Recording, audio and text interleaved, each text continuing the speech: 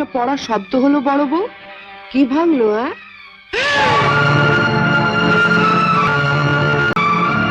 হায় হায় হায়, কি সর্বনাশ করলে বড় বউ! সাত সকালে এমন সুন্দর বিদেশি কাপটা তুমি ভেঙে ফেললে। রাজু হঠাৎ এসে গায়ের উপর পড়ল। লাই দিয়ে দিয়ে তোকে মাথায় তুলেছ। যেমন শিক্ষা দেবে তেমন তো ছেলে তৈরি হবে। এই মা, এই হারামজাদা, কি করেছিস? কি করেছিস? বল করেছিস? বল বল কি করেছিস? কি করেছিস? কি কাপ ভেঙেছিস? যা শিগগির ঘরে। ও মেজো বউ, মেজো বউ, দেখে যাও সাত সকালে তোমার কি সর্বনাশটা হয়ে গেল, একবার দেখে যাও।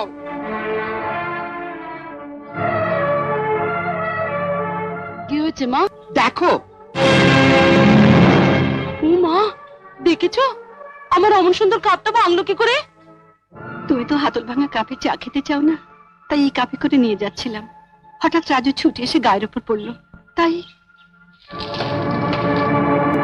এই যে তুই আমার পেটের ছেলে নোস বলে তুই যখন অফিসের কাজে মাঝে মাঝে কলকাতার বাইরে যাস, আমি নাকি তখন তোর বউকে বিনা কারণে খুব গালাগালি দিই। তা দেখ দেখ তোর ছেলে আর বউয়ের কাণ্ডটা একবার দেখ।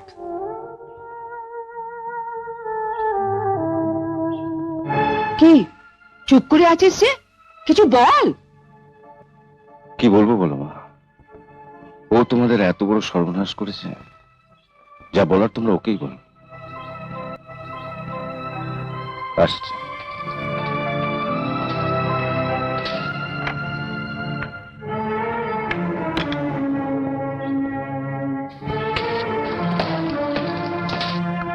কি গো, সাত সকাল সব এক জায়গায় জড়ো হয়েছে কেন?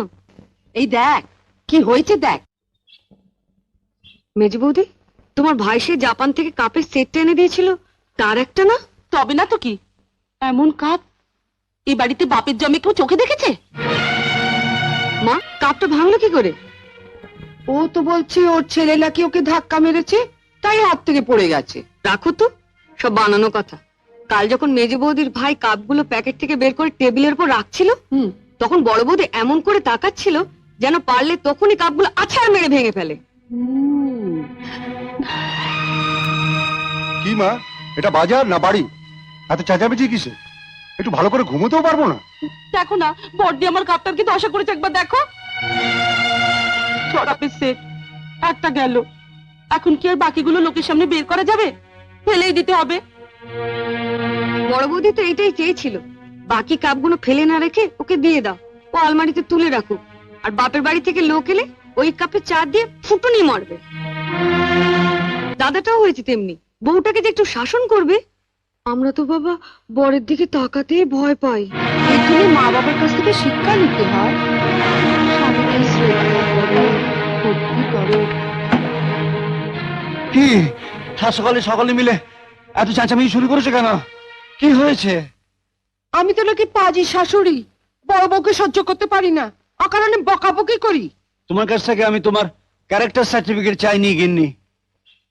আমি 25 বছর তোমার সঙ্গে ঘর করছি, তো আমি তোমার চরিত্র হাড়ে হাড়ে জানি। এখন কি হয়েছে তাই বলো তো।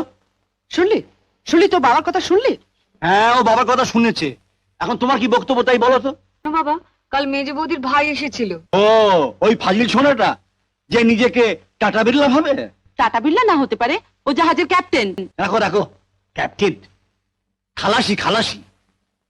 সারা বছর জলে জলে ঘুরে যখন এক একজন এসে টাঙায় পা দেয়, অমনি তারা কাপ্তান হয়ে যায়। অমন কাপ্তান আমি অনেক দেখেছি, অনেক দেখেছি। আপনি তো ও কথা বলবেনই, বড় ছেলে বড় বউয়ের কোনো দোষই তো আপনি দেখতে পান না। হ্যাঁ হ্যাঁ, এখন আর আমি কিছুই দেখতে পাই না মেজ বউ, তবে শুনতে পাই। তোমাদের সবার কথা আমি শুনতে পাই। যদি দেখতে পেতাম তাহলে আমার বাড়ি থেকে বেরিয়ে যাবার দরজাটা তোমাদের অনেক আগেই দেখিয়ে দিতাম। কি তুমি এত বড় কথা বললে? কেন? ও বাবু রাগ হয়েছে, হাম্পানে লেগেছে? তো বাড়ি থেকে বেরিয়ে যা না, দেখবো কেমন বাপের বেটা। তুমি কি গো, সাত সকালে ছেলেকে বলছো বাড়ি থেকে চলে যেতে? আমার কাছে এখন সকাল সন্ধ্যে সবই সমান গিন্নি। তাছাড়া উচিত কথা বলার জন্য পঞ্জিকা দেখে দিনক্ষণ ঠিক করতে হবে নাকি? তোমার এই পুরনো বাড়ির ওপর আমার এতটুকু লোভ নেই। আমার বাড়িটা শেষ হোক, আমি চলেই যাব। আমিও যাবো তোদের সঙ্গে। থাকুন উনি, ওর বড় ছেলে আর ওই বড় বউকে নিয়ে। তুমিও বাড়ি পাল্টাবে? পাল্টাও, তবে আমি বলি কি গিন্নি, এই বয়সে বারবার বাড়ি না পাল্টে চরিত্রটা একবার পাল্টাও, তাহলে জীবনে আর বাড়ি পাল্টাতে হবে না। হাঁ করে দাঁড়িয়ে থাকলেই বুঝি চলবে? অনেক কাজ পড়ে আছে, সারো গিয়ে। বেলা তো আবার কম হলো না। দয়া করে আমাকে এক কাপ চা করে দিও, ওই হাতল ভাঙা কাপে হলেই হবে। হ্যাঁ, আমি একটু তাড়াতাড়ি বেরোবো, খাবার দাও বলে যেন আবার বসে থাকতে না হয়।